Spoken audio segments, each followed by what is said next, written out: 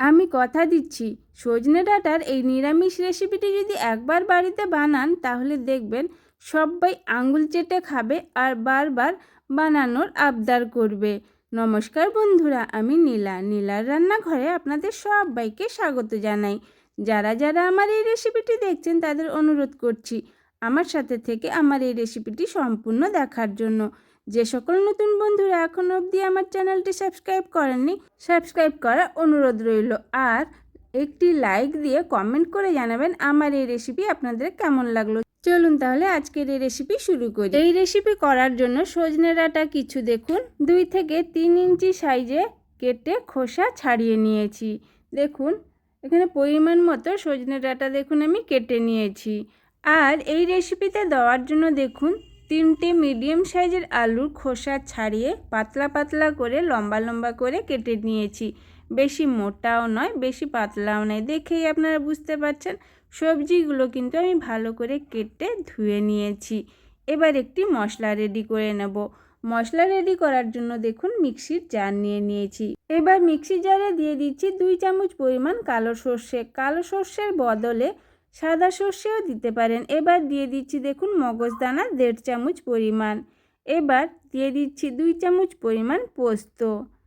আর দিয়ে দিচ্ছি দেখুন 3টে শুকনো লঙ্কা। ঝালের মাত্রা আপনারা যে যার মতো করে কম বেশি করতে পারেন। এবার মিক্সি জারে অল্প পরিমাণে জল দিচ্ছি, একসাথে বেশি পরিমাণে জল দেব না, অল্প অল্প জল দিয়ে ফাইন পেস্টটি রেডি করে নেব। পেস্ট রেডি করতে করতে দেখুন এদিকে বসিয়ে দিয়েছি কড়াই গ্যাসে। কড়াইতে দিয়ে দিচ্ছি পরিমাণ মতো সর্ষের তেল। আমি এই রেসিপিটি সর্ষের তেলে রান্না করছি, আপনারা যদি সাদা তেলে করতে চান অবশ্যই করতে পারেন। দেখুন তেল আমাদের খুব ভালোভাবে গরম হয়ে গেছে। এবার ফোড়নে দিয়ে দিচ্ছি দেখুন 1 চামচের 4 ভাগের 1 ভাগ কালো জিরে। কালো জিরে প্রায় 10 সেকেন্ডের মতো ভেজে নেব, সুন্দর একটি গন্ধ বেরোনো অবধি। দেখুন ভাজা কমপ্লিট। এবার কড়াইতে দিয়ে দিচ্ছি কেটে রাখা আলু আর কেটে রাখা সজনে ডাঁটাগুলি। দেখুন সম্পূর্ণটাই কড়াইতে দিয়ে দিলাম। এবার কড়াইতে দিয়ে দিচ্ছি দেখুন স্বাদ মতো লবণ, যতটা প্রয়োজন ততটাই দেখুন এখানে অ্যাড করেছি। আর দিয়ে দিচ্ছি 1/2 চামচ পরিমাণ হলুদ গুঁড়ো। এবার খুন্তি দিয়ে হলুদ গুঁড়ো আর লবণ আলু আর সজনে ডাঁটার সাথে খুব ভালো করে মিশিয়ে নেব। গ্যাসের ফ্লেম হাই রেখে প্রায় 3 মিনিটের মতো ভালো করে ভেজে নেব। প্রথমে আমি একটু হালকা ভেজে নেব, একটু সময় দিয়ে কিন্তু ভালো করে ভেজে নিতে হবে। আর হ্যাঁ, বারবার একটু নাড়াচাড়াও করতে হবে। 3 মিনিট হয়ে গেছে। এবার আমি দিয়ে দিলাম দেখুন একটি বড় সাইজের টমেটো স্লাইস করে, আর দিয়ে দিলাম 4টি গোটা কাঁচা লঙ্কা। এবার আমি খুন্তি দিয়ে আরও প্রায় 2 মিনিটের মতো মিডিয়াম ফ্লেমে ভেজে নেব। সজনে ডাঁটা আর আলু ভাজতে ভাজতে আমাদের এই মশলার পেস্টটি কিন্তু দেখুন রেডি হয়ে গেছে। খুব মিহি করে আমি কিন্তু পেস্টটি রেডি করে নিয়েছি। আপনারা যদি শিলপাটায় বেটে নিতে পারেন তাহলে কিন্তু খুব ভালো হয়। মশলার পেস্টটি সাইডে রেখে দিয়ে এবার আমি সজনে ডাঁটা আলু আর টমেটোগুলো নরম হওয়া অবধি একটু ভেজে নিচ্ছি। দেখুন নরম হয়ে গেছে টমেটোগুলি। এবার আমি মশলার পেস্টটি কড়াইতে দিয়ে দেব। দেখুন মিক্সি জারে করে রাখা মশলার পেস্ট আমি সম্পূর্ণটাই কড়াইতে দিয়ে দিলাম। দেওয়া হয়ে গেছে। এবার এইভাবেই আমি মশলার সাথে প্রায় 1.5 মিনিটের মতো মিডিয়াম ফ্লেমে কষিয়ে নেব।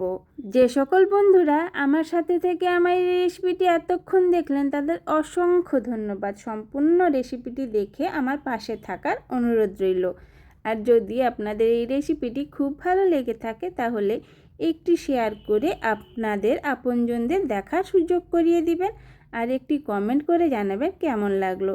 এবার দেখুন মিক্সির জার ধুয়ে অল্প পরিমাণে জল দিয়ে দিলাম আর পরিমাণ মতো জল দিয়ে দিলাম। আপনারা নিজের মতো করে জলের মাত্রা কম বেশি করতে পারেন। আমি বেশি পরিমাণে জল কিন্তু অ্যাড করিনি, যতটা প্রয়োজন দেখুন ততটাই দিয়েছি। খুন্তি দিয়ে খুব ভালো করে মিশিয়ে নিয়েছি। মেশানো কমপ্লিট হয়ে গেছে। এবার গ্যাসের ফ্লেম লো করে দেব। লো করে প্রায় 5 মিনিটের মতো ভালো করে হতে দেব।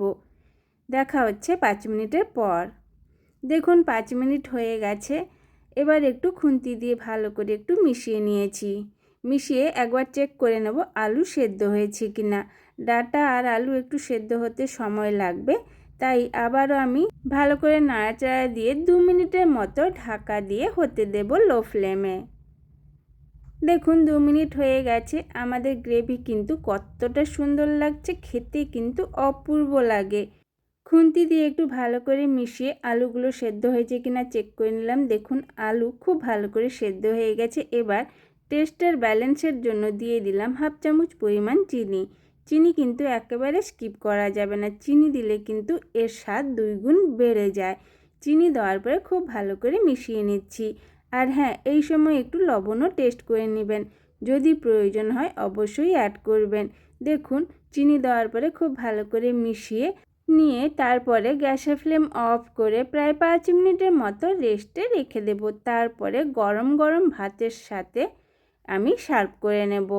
খেতে কিন্তু অপূর্ব লাগে। আমি আপনাদেরকে সার্ভ করে দেখিয়ে দিচ্ছি। দেখুন এই রেসিপির কালারটা যতটা সুন্দর, খেতে কিন্তু অপূর্ব হয়। একবার অন্তত আমার মতো করে নিরামিষ দিনে একবার ট্রাই করে দেখতে পারেন। আমার এই রেসিপি আপনাদের কেমন লাগলো অবশ্যই একটি লাইক দিয়ে কমেন্ট করে জানাবেন। যারা যারা আমার এই চ্যানেলটি এখনও অবধি সাবস্ক্রাইব করেননি, প্লিজ আমার চ্যানেলটি সাবস্ক্রাইব করে তার পাশে থাকা বেল আইকনও ক্লিক করবেন, যাতে আমার ভিডিও পোস্ট করার সাথে সাথে আপনাদের কাছে নোটিফিকেশন পৌঁছে যায়। আর যদি ফেসবুক থেকে দেখতে থাকেন তাহলে অবশ্যই আমার পেজটি ফলো করে আমার পাশে থাকবেন। আজকের এই রেসিপি এখানেই শেষ হলো। আবারও দেখা হবে অন্য কোনো নতুন একটি রেসিপিতে। সবাই ভালো থাকবেন, সুস্থ থাকবেন, সাবধানে থাকবেন। আর হ্যাঁ, নিজের খেয়াল রাখবেন। আজকের মতো আসি তাহলে, সবাইকে টাটা, নমস্কার বন্ধুরা।